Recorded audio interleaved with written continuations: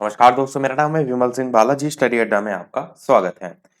KVS form जो है उसके अगर संशोधन की बात करें, उसके संबंध में नोटिफिकेशन आपका जो है वो जारी हुआ था, जिसकी आखिरी तारीख आज यानी कि 8 जनवरी 2023 की रात्रि के समय तक जो है आपको देखने को मिलेगी। ये सभी तो मैं आपको बता चुका हूं।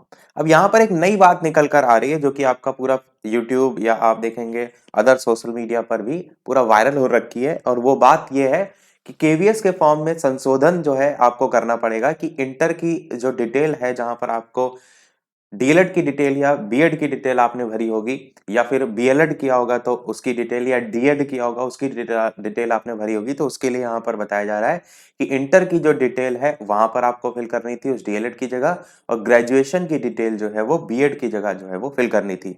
ये बात कहाँ से निकल कर आई, सबसे पहले थोड़ा सा उसको समझते हैं। तो ये आप देखेंगे एक ईमेल का रिप्लाई है जो कि 15 दिसंबर 2022 का है। एक हेल्पलाइन ईमेल जारी किया गया था। उस ईमेल पर जो है किसी छात्र के द्वारा पूछा गया था कि वहां पर कौन से सब्जेक्ट भरे जाएंगे या वहां पर क्या जो नंबर वगैरह हैं वो भरे जाएंगे। तो उसके रिप्लाई में अगर आप यहाँ देखेंगे तो इसमें लिखा है डीएड या बीएलएड को लेकर के कि अगर आप इन दोनों में से कुछ किए हैं तो आपको 12th के जो मार्क्स हैं वो भरने होंगे सब्जेक्ट में, और अगर आप ग्रेजुएट जो है वो किए हैं और साथ ही साथ बीएड किए हुए हैं तब आपको ग्रेजुएशन के नंबर जो है वो भरने हैं। तो ये एक आपका आधार बना जिसको लेकर के आपने देखा कि ये बात उठ रही है। दूसरा एक आधार देखने को मिल रहा है, जब अगर आप हेल्पलाइन नंबर जो इनके दिए हुए हैं उस पर फोन करके पूछेंगे तो वहां के द्वारा भी सेम यही इंफॉर्मेशन दी जा रही है। उनका ऐसा मानना है, आपको याद होगा जब आपने फॉर्म फिल किया था तो इस तरीके से कुछ यहाँ पर सेलेक्ट करने को ऑप्शन आपको देखने को मिला था कि आप सीनियर सेकेंडरी विद एटलीस्ट 50% आपके नंबर होने चाहिए, यानी इंटर में आपके 50% नंबर होने चाहिए, और 2 ईयर डिप्लोमा यानी कि डीएलएड अगर किया है तो 2 ईयर का डिप्लोमा सेम।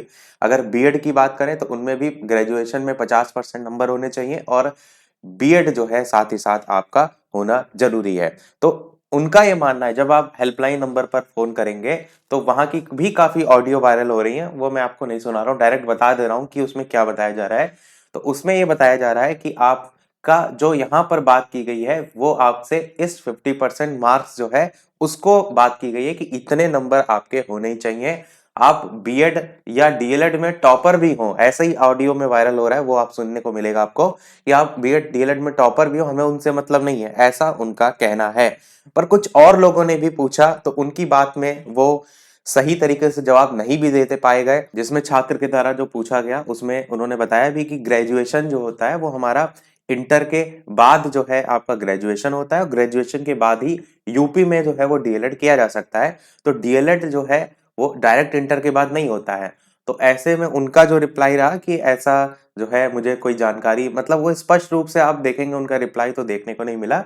तो उससे एक ये भी अंदाजा लग रहा है कि हो सकता हो जो वहां बताने वाले बैठे हैं वो इन चीजों को देखकर ही, क्योंकि उनको ऐसा कोई फॉर्म तो भरने बैठे नहीं है, उनके सामने जो इंफॉर्मेशन होती है उसी को वो एटलीस्ट देखते हैं और वही इंफॉर्मेशन आपको बता देते हैं। तो वो देखते हैं यहाँ पर कि क्वालिफिकेशन में लिखा है कि भैया 50% नंबर चाहिए, तो वो इसी को लेकर आधार बनाकर ही जो भी पूछ रहा है वो बता देते हैं सीधे सीधे कि भैया ग्रेजुएशन में आपके 50% नंबर लिखा है इसमें, तो यानी कि जब अगर आपने बीएड किया है तो आप जहां पर क्वालिफिकेशन डिटेल मांगी गई थी, यहां पर अगर आप देखिए ये वो पेज है जहां पर क्वालिफिकेशन डिटेल मांगी गई थी, जिसमें आपको याद होगा पास्ट स्टेटस तो पास्ट ऑलरेडी सेलेक्ट था। ईयर ऑफ पासिंग जो है इनके अकॉर्डिंग जो है, अगर आपने ग्रेजुएशन यानी डीएलएड किया है तो इंटर के नंबर और इंटर का पासिंग नंबर, पासिंग ईयर, ये सब भरना है। और अगर बीएड की बात करें तो वहां पर ग्रेजुएशन की बात की गई। तो यहाँ पर कोर्स स्ट्रीम जो आप देख रहे हैं, यहाँ पर सेलेक्ट करने के बाद बोर्ड भी आप वही भरेंगे जो आपका यूपी बोर्ड होगा या सीबीएसई बोर्ड होगा या फिर कोई अदर बोर्ड होगा।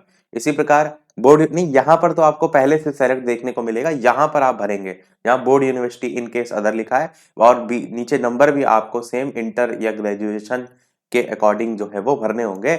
और जो कुछ छात्र ग्रेड वाले थे वो यहाँ पर परसेंटेज की जगह एक दूसरा ऑप्शन दिया था, उसको बदल करके जो है वो भर सकेंगे, ऐसा इनका मानना था।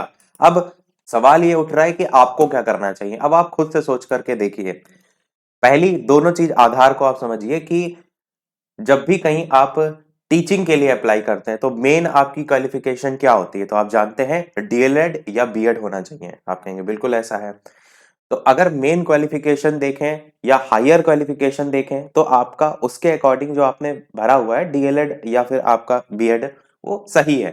परंतु अगर केवीएस के अकॉर्डिंग देखें, जैसे केवीएस के आपका ईमेल में भी रिप्लाई आपको देखने को मिल रहा है और साथ ही जो कॉल है डिटेल उसके अकॉर्डिंग भी आपको यही देखने को मिल रहा है कि हाँ आप इंटर या ग्रेजुएशन भरें। तो आप चाहें, अगर आपकी खुद की इच्छा है तो आप जो है वो चाहें तो भर सकते हैं, क्योंकि वो भी सही माना जाएगा जैसा इनके अकॉर्डिंग जो है वो बताया गया है। और बहुत से आप देखेंगे यूट्यूब चैनल पर भी आपको इसके संदर्भ में जानकारी देखने को मिलेगी, जो इनकी जो बातचीत है उसके ऑडियो को सुना रहे हैं और बोल रहे हैं कि आप भर सकते हैं। और मेरा मानना यह है कि आप किसी और की बात सुनने से ज्यादा बेहतर है कि आप खुद से डिसाइड कीजिए। कल को ये ना हो कि आपने बदलाव तो कर दिया, बाद में फिर कोई यहाँ बैठ के आप इंटरव्यू में ही पूछ ले कि आपने ऐसा ये डिटेल क्यों भरी, ये नहीं तो आप ये थोड़ा नहीं बताएंगे कि उस यूट्यूब चैनल से हमने देखा था या वहां हमने कॉल डिटेल में पूछा था। आपके पास एक ठोस जवाब होना जरूरी होता है, उसके आधार पर आप अपना निर्णय लेंगे। और एक चीज मैं आपको थोड़ा सा और बताना चाहूंगा कि जैसे यहाँ पर आप देखते हैं यूपी में कि इंटर के बाद आप ग्रेजुएशन करते हैं, उसके बाद आप जो है वो डीएलएड करते हैं, पर कुछ ऐसे भी राज्य हैं जहां पर आप देखेंगे तो इंटर के बाद ही डायरेक्ट जो डीएलएड है उसका प्रावधान है। और ये जो आप पेपर दे रहे हैं ये सेंट्रल लेवल का दे रहे हैं, तो सेंट्रल लेवल का पेपर दे रहे हैं तो आपको सेंट्रल लेवल के अकॉर्डिंग ही, यानी कि सभी स्टेट को ध्यान में रखते सोचना चाहिए। तो उस आधार पर अगर आप देखेंगे तो 50% जो नंबर की बात की गई है उस पर भी आप फोकस कर सकते हैं। परंतु मैं आपको ये भी बता दूं कि कुछ केवीएन जो केवीएस के टीचर हैं उनके द्वारा अगर इसके बारे में क्या कहा गया, उनसे भी बातचीत के बाद जो उनका निर्णय था, उन्होंने कहा कि ऐसा कुछ भी नहीं है, आप इनमें से कुछ भी भर दें, कोई फर्क नहीं पड़ता है। अगर आप इंटर के नंबर भरें, आप जो है डीएलएड भरें, क्योंकि जो मेन आपकी मेरिट बनाई जाएगी उनमें इन नंबरों का कोई रोल ही नहीं है। तो आप इनमें से कुछ भी भरें, कोई फर्क नहीं पड़ता है। दूसरी चीज अगर आप देखेंगे तो केवीएस ने भी इसमें किसी भी प्रकार का कोई क्लियरेंस नहीं दिया है। यहां पर इन्होंने सीधे क्वालिफाइंग एग्जाम क्वालिफिकेशन डिटेल लिखा है। अगर इनको पर्टिकुलर इंटर के नंबर चाहिए होते या अगर डीएलएड के नंबर चाहिए होते तो आप देखेंगे शायद टीजीटी या पीजीटी में अलग से उन्होंने सारी चीजें मेंशन कर रखी हैं, तो यहां पर भी वो चीज मेंशन करते जो कि इन्होंने नहीं की है। और अगर इन्होंने ही ये चीज क्लियर नहीं की है तो हमें परेशान होने की क्यों आवश्यकता है, तो हमको कोई सोचने की आवश्यकता नहीं है। बाकी फाइनल निर्णय जो है जो भी आप लेंगे, इतना सोच कर रखिएगा कि दोनों ही निर्णय में किसी भी प्रकार की कोई गलती नहीं होगी। चाहे आप इंटर ग्रेजुएशन की डिटेल भरें वो भी सही मानी जाएगी, और अगर आप डीएलएड बीएलएड या बीएड इन सभी की भी डायरेक्ट डिटेल भरेंगे तो वो भी सही मानी जाएगी। एक छोटी सी मुझे लगता है बात और फोकस कर सकते हैं आप कि ज्यादा से ज्यादा लोग किस पॉइंट के साथ जा रहे हैं, वो भी मैटर करता है। कि ज्यादा से ज्यादा लोग जब एक ही पक्ष के साथ खड़े होते हैं ना, तो दो पक्ष अलग अलग नहीं होते कि बाद में विवाद का विषय बने। तो सभी लोग कमेंट में अवश्य बताइएगा कि आप जो है डीएलएड या इंटर या बीएड या ग्रेजुएशन कौन सी डिटेल में से कौन सी डिटेल को जो है वो प्रेफरेंस दे रहे हैं। सभी लोग कमेंट में इतना लिख करके बताइएगा, क्योंकि आप जो लिखेंगे उसको देख करके और लोग देखेंगे। जिसका परसेंटेज ज्यादा होगा, जाहिर सी बात है उसके लोग ज्यादा होंगे, तो वही एक लोग डिसीजन को लेकर के जब असमंजस की स्थिति बनती है ना, तो जब ज्यादा नंबर छात्र जो है एक ही को लेकर के होते हैं तो डिसीजन लेना थोड़ा सा आसान हो जाता है।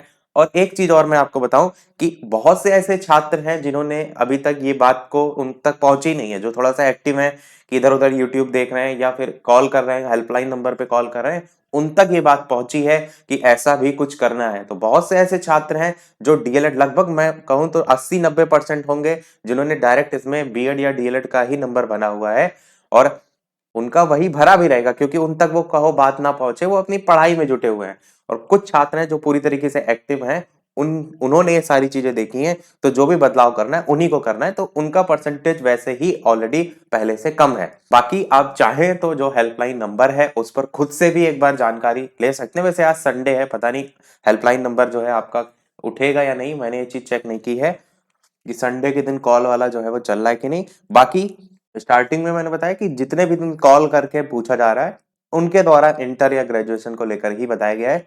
क्यों बताया जा रहा है वो भी मैंने आपको बता दिया, क्या फिल कर सकते हैं आप वो भी मैंने सारी चीजें बता दी। फिर भी यदि आपका कोई प्रश्न रह गया हो तो कमेंट सेक्शन में लिख करके आप पूछ सकते हैं। और सबसे ज्यादा जरूरी है वीडियो को शेयर जरूर तक सब तक कर दीजिएगा, ताकि और लोग भी इस चीज से अवगत हो सके। और टेंशन लेने वाला इसमें कोई ऐसी चीज नहीं है कि अरे इसमें क्या फिल करना है या मैंने फिल कर दिया है। और एक चीज मैं आपको और बता दूं कि आप जो है जो भी यहाँ पर फाइनल सबमिट करेंगे वो एक बार ही आप कर सकते हैं। यानी कि अगर आप संशोधन में जाएंगे और आपने कोई एक चीज एडिट कर दी, फिर आप सोच रहे नहीं वापस से हम वही कर दें, तो ऐसा पॉसिबल नहीं है।